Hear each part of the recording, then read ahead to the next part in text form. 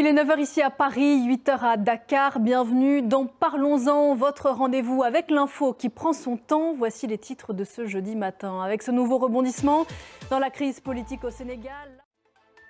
Voilà pour les titres à suivre. L'info éco, le règlement sur les marchés numériques entre en vigueur ce soir et elle va changer l'usage d'Internet pour des millions d'Européens, pour vous, pour moi. Comment est-ce que ça va se traduire concrètement dans notre utilisation de Facebook, de Google, d'Apple? On verra ça avec Christophe Dansette aux alentours de 9 h 20. On a beaucoup de choses à se dire, c'est Parlons-en et c'est parti.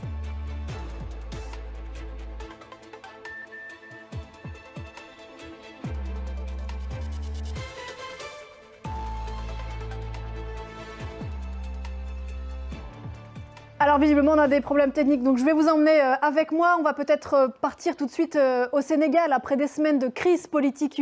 Une issue peut-être donc pour le pays. La présidentielle, vous le savez, devrait avoir lieu avant la fin du mois de mars.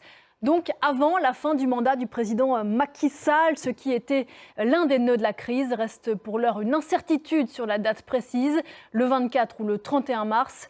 Le gouvernement a été dissous pour laisser le Premier ministre sortant faire campagne.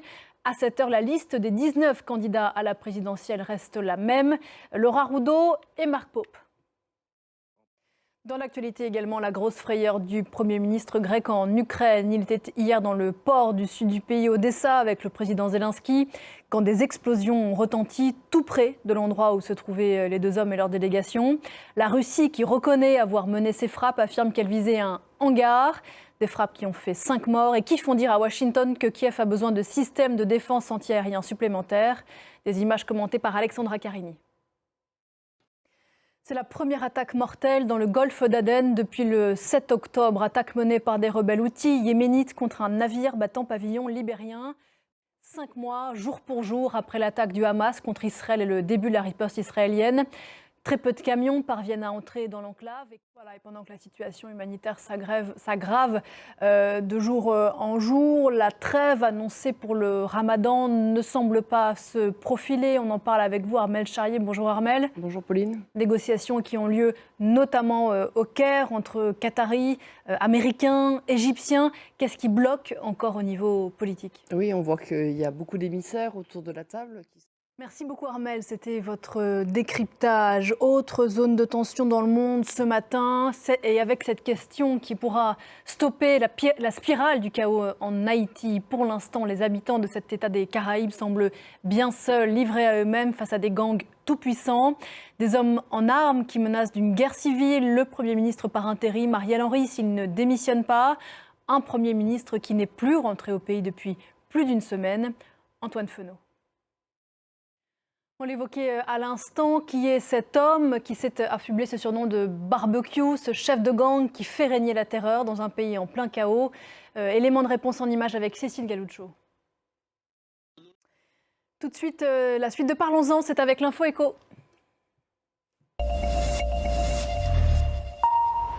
Et vous, Christophe Dansette. Bonjour Christophe. Bonjour Pauline. C'est une loi européenne qui va changer nos façons d'utiliser Internet et certains de nos téléphones portables. Le Digital Market Act, le règlement sur les marchés numériques, entre en application ce soir. De quoi s'agit-il, Christophe? C'est un règlement qui a été voté en juillet 2022. Merci beaucoup Christophe, c'était l'info éco, il est 9 h 23 dans Parlons-en. Je vous rappelle l'un des principaux titres de ce jeudi et ce dernier rebondissement dans la crise politique qui mine le Sénégal depuis plusieurs semaines.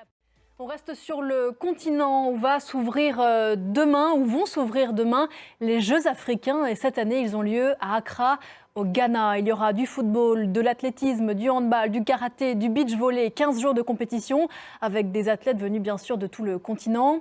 L'occasion pour les sportifs ghanéens notamment de se tester avant les Jeux de Paris.